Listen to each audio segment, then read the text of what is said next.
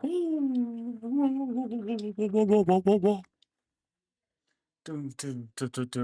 up, people? Quick little intro beat. Nothing copyrighted here, as per usual. All my beats on this channel. What up? All right, let's turn up that music. All right, people. Good people. Does that work? No. I need to add a new source. I found a second monitor here, just in time for it to be my last day. Um, Display capture. Add source. Add a new source. Display. Built-in retina. Not that one. All right, there we go. Beauty. Bow. All right. Me close this.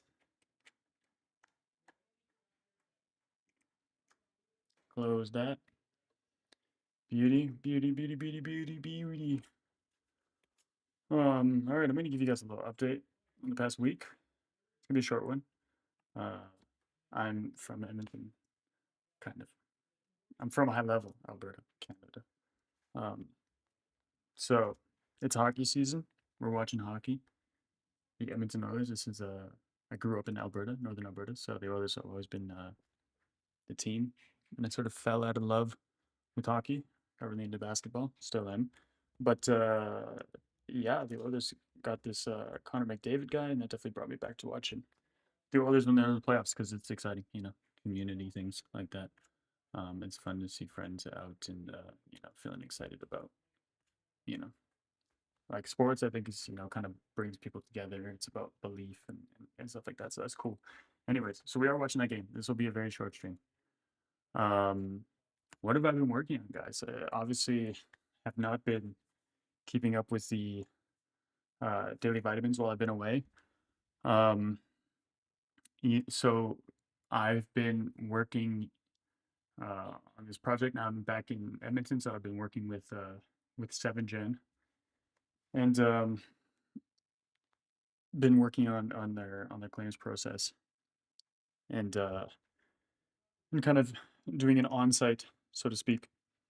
Um, and yeah, so we're doing a few different things. It's pretty exciting. I'm excited about what's going on. I'm also finishing up my application for Clay this weekend, so hopefully we hear something about that. Clay, anybody from Clay, if you are watching this, hey, would love to join the team. I was actually just watching this interview, and this is probably not what I'm going to do on the stream, but maybe I'll stream it tomorrow. But I found a few interviews um, where Kareem Amin, the one of the co-founders of Clay, he's been on a few podcast episodes in the last, like 10 months or something like that. So I'm gonna give those a listen, um,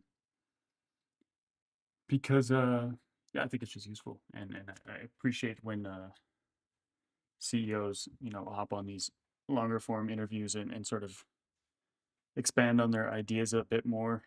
Um, yeah, it's interesting, and it's good to know, like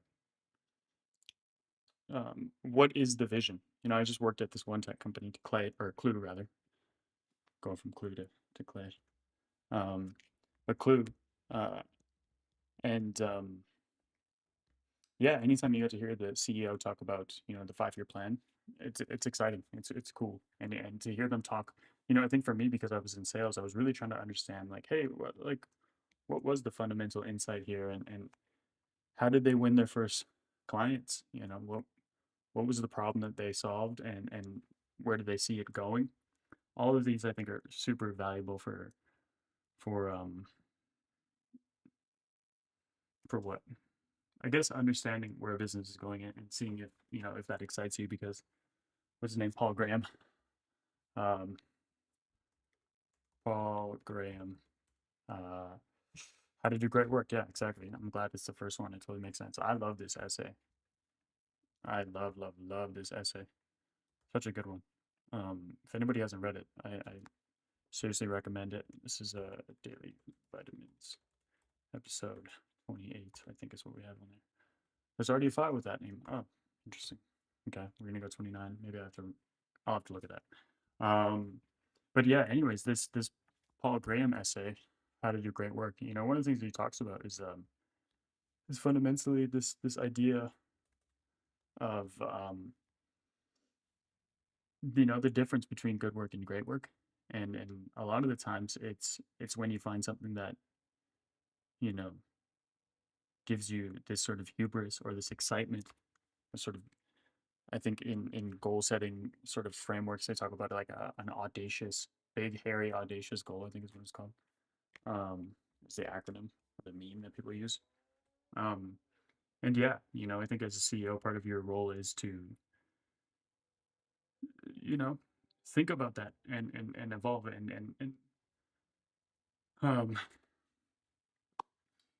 take in that information, kind of step back, see it for what it is, and that information, obviously, I'm referring to how is the world moving. What I'm really rambling here, guys. I'm excited to be back on stream here, so we'll see how much we can get done here in 20 minutes. But this search, or this search for good explanations is often like, make it good enough. Do what you can with what you have, and update your prior hypothesis and knowledge as more information becomes available. If something works right now, that doesn't mean it's going to work forever. If it's good enough to do this thing, that's great. That solves that problem, and then you can focus on other problems. And then those explanations, you kind of just lower and lower the degrees of freedom, so that you can really carve out this specificity, this niche, or this thing that you do better than everybody. And so yeah, I do want to listen to what he has to say about that. Because I've been using Clay now for a few weeks, and I think how I explain it to most people when I talk to them is it's basically like a Google spreadsheet or a Microsoft Excel spreadsheet. But instead of stock formulas such as sum this column or sum this row or whatever, it's APIs, and so that's obviously super powerful with all of this AI movement and agents. Um, and yeah, I think it's very interesting. Even the tool that I built using mine was, sort of in that light. Oh, what happened here? Was in that light where it's kind of I used uh, Clay sort of as a data source and an engine to kind of connect pieces of data to pieces of data, right? Like I was like, well, let's find out what's in Vancouver, and then from there you get some websites, and then you say, okay, well, what can I do with this? I can pass this to Clay. This Clay is drawing this information around what companies are dental clinics in Vancouver, and it's using the Google Maps API, which has that data. Um, and then it's like, well, what can you do with that data? Um, Something I hadn't seen done, and I think is super cool, and will definitely be um, a big part of marketing moving forward. Vibe marketing, or whatever the meme is right now, will be how do you deliver really tailored experiences, and yeah, I think internet, JavaScript, React, these tools, people have just done so much UI design that it's kind of the standard way of doing things, and maybe we move to a world where instead of emails, you're sending websites. Not for all pieces of communication, but maybe outbound, marketing. Obviously, Clay's doing that with Webflow kind of things, and I tried to introduce one that is even more configurable with V0. Um, and so yeah, I'm super excited about what Clay can do, and I think it'd be a really exciting company to work at, and I think it would be nice to be an expert in this tool, because I do think it's incredibly powerful. Um, but yeah. So let's do this quick check-in here. Uh, it is May 1st. Such a beautiful day outside too. Oh my goodness. Like, what a treat. We are at 96,000. Jeez. 96, 9, 6. that's a lot of chicken tenders. Yeah, for anybody that hasn't watched the show yet, basically every day I do a little check-in on a few things that I watch, i.e. Bitcoin.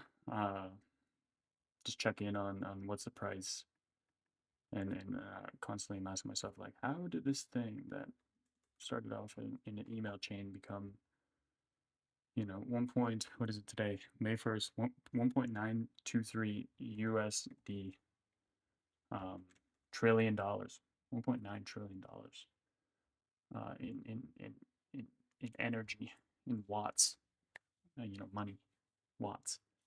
Money moves watts. It is like this accelerator of watts. um, how does it gain so much energy without a marketing department, without a CEO? Just went viral through, emails. And obviously, it's become bigger now where there is no one CEO, but there's a bunch of CEOs that are like, "Hey man, I saw this early. Let's ride this. This thing is incredible." Hash rate. Let's check out the hash rate. That's really the one that we care about. You can request it cannot be found. What's up with that? Block Bitcoin.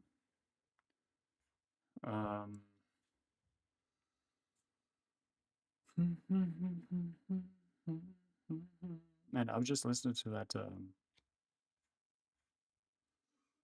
that Royal Otis.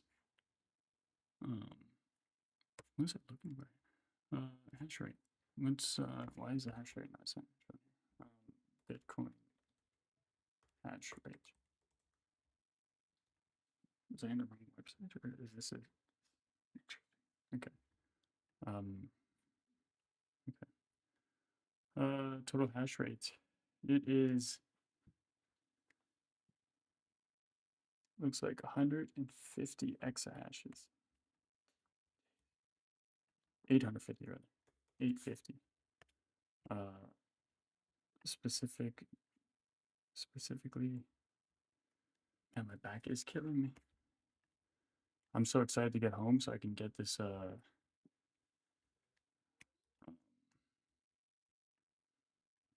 I just miss my roller so much. What did it say? 850 exa hash. Cool. Verifying your human space. Why is all these things tripping?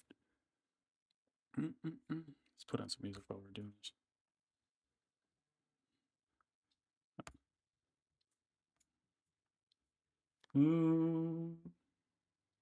Is my music not working? Doesn't seem like it's working.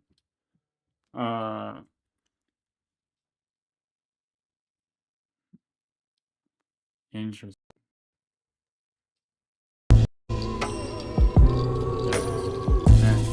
Elgato wavelength? Not again. This is not okay, this again.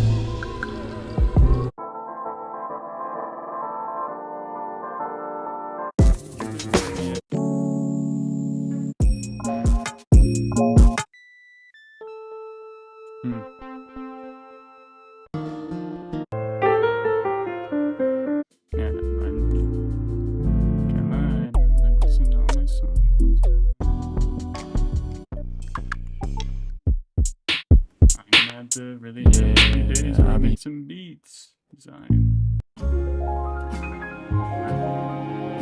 no fresh new beats. All my beats are old. What was I looking at?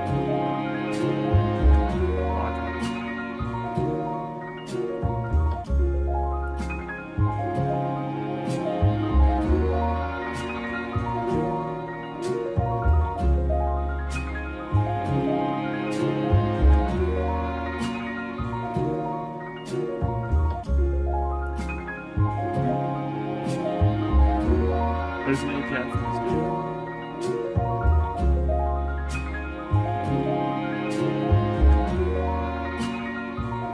Okay, the block rate doesn't want to work. I don't know, guys.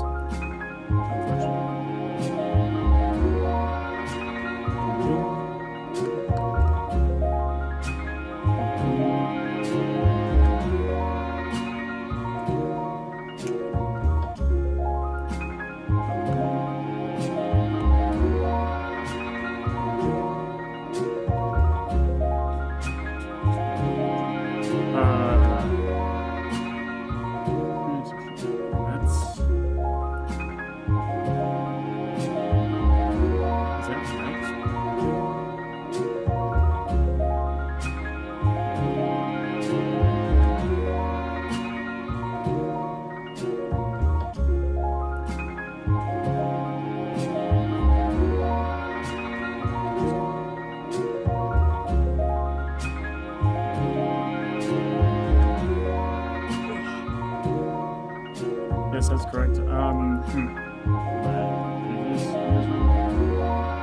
numbers I don't know. We're gonna have to look at that some other time, I think. But it's like 369, 629.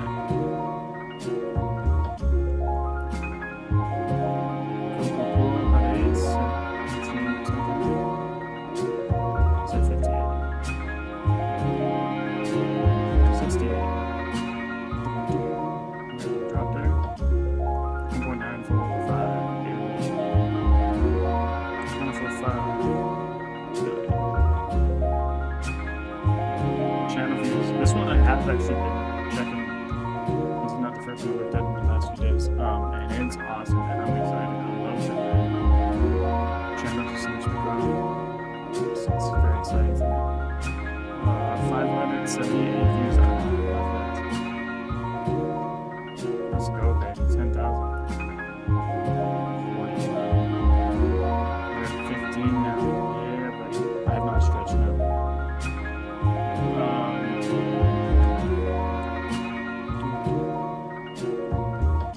Close that down. Close this down. Turn off the music. Or turn down the music. What do we got here? About 9 minutes. Yeah, I guess I'll just ramble now. Got a few more minutes here. Yeah, I've been working with this company 7gen.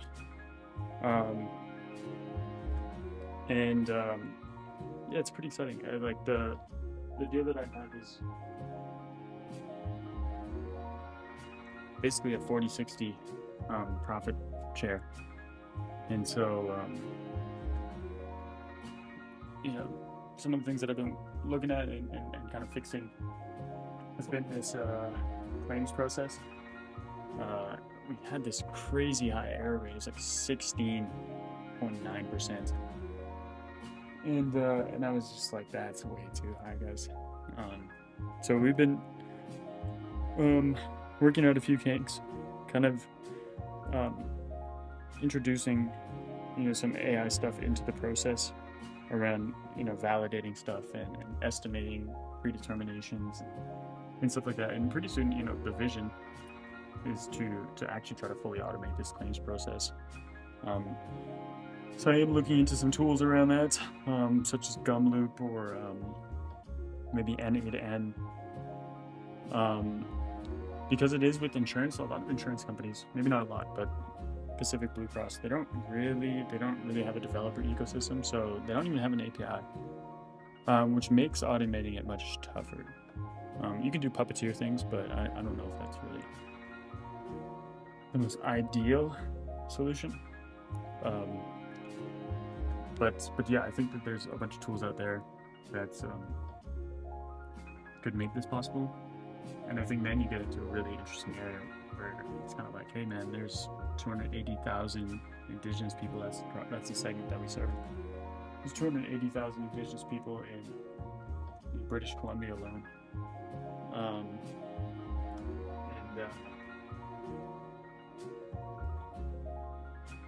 Sorry guys, I'm low-key stretching here. And yeah, that's who our customer is. That's who we're trying to make life better for. And with insurance claims, obviously being in Canada, we have a bunch of public insurance, and so your customer is kind of the government, and that's a good customer to have, because rarely do they default on debt. And I don't think that they ever. I think they will print much more money before they will default on any debt. So yeah, if you could get the claims process automated, and right now we've got it up to. I think we started at like 10 customers a month, and we got it up to 60. So we're growing, and that's cool. But how do we 10x it from here is really what we're thinking. And if you can do that initial legwork to go out there and find all the nurses in British Columbia that service, First Nations communities. If you can do that legwork, and hopefully use Clay to do that, which I have been doing,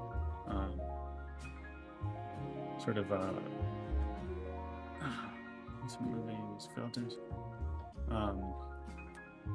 There's 180 different nations within British Columbia, at least. There's even more. Some tribal councils kind of work together and provide healthcare for their reservations together. But there's a ton of communities out there that on their websites have a health department, or in their nations they have health departments, and their websites have information around that. So been leaning on Clay as a sort of data store. It's kind of a different market, and so there isn't a ton of workflows that are specifically tailored to this. And so when I do Claygen things, to be like, hey, go to this website, all of them are going to have different types of schematics, and they won't necessarily be the most friendly to find information. A lot of phone numbers and emails are just like hidden in PDFs behind like 3 or 4 layers of the website. So it's not the most friendly, and it hasn't actually worked super well. There's been a few, but the few that have worked were like very basic ones. And there was a lot that did not work for those basic ones. So I don't think Claygen is super familiar with these kind of websites. So I think there's definitely room to, I guess improve my prompt perhaps. Maybe build like a specific API for this kind of thing, and actually just ping your own API. Because I don't think it should be that difficult to find this information, but it has proven to be kind of difficult, and it's kind of one of those like human in the loop things where you kind of like it's maybe I don't understand it well enough to be able to explain it to the AIs how to do this. But yeah, these websites are a real mess, and they're not designed for the market fundamentally. Some of them are last were updated in like 2018. So we'll see, but once I get the initial sort of data there, I think Clay is obviously going to be super powerful for maybe not so much intent signals, because a lot of this is kind of done in the 3D world, not a lot of internet stuff like that. Like none of these people have LinkedIn's, or not none of them, but very few of them have LinkedIn's, where they are active on that platform. So it is an interesting thing about like where do you market to them, and I think newsletters are a big thing in this space, and so I think Clay is going to be super instrumental in creating those lists, sending those emails, drafting newsletters, etc. So that's pretty cool. But yeah, if we could do that initial legwork and go out there and win that business,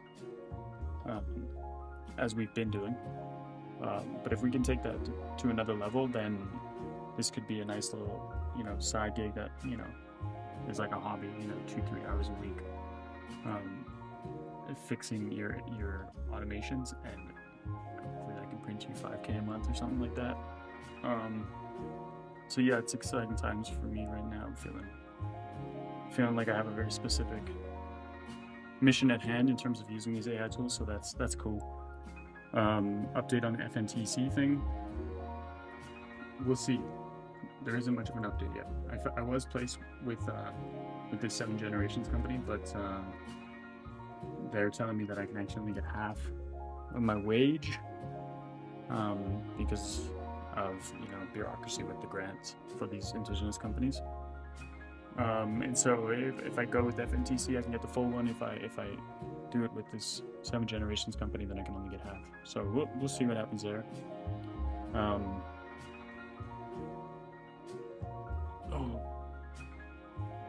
But yeah, I was thinking, I was like, man,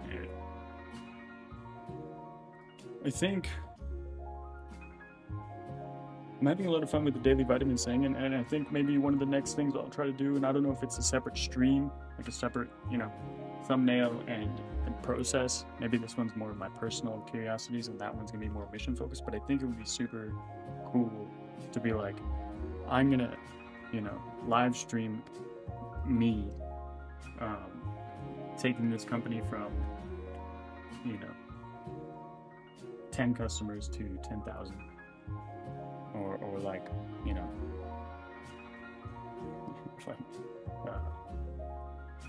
500 ARR or MRR to 100,000 MRR.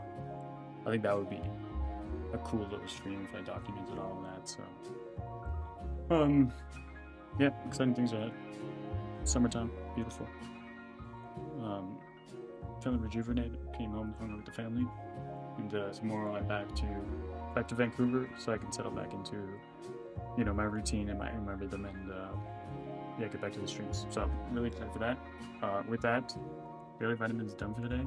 Check out the YouTube growth, guys. 580 views. 10,000 is gonna sneak up on us real quick. I can feel that.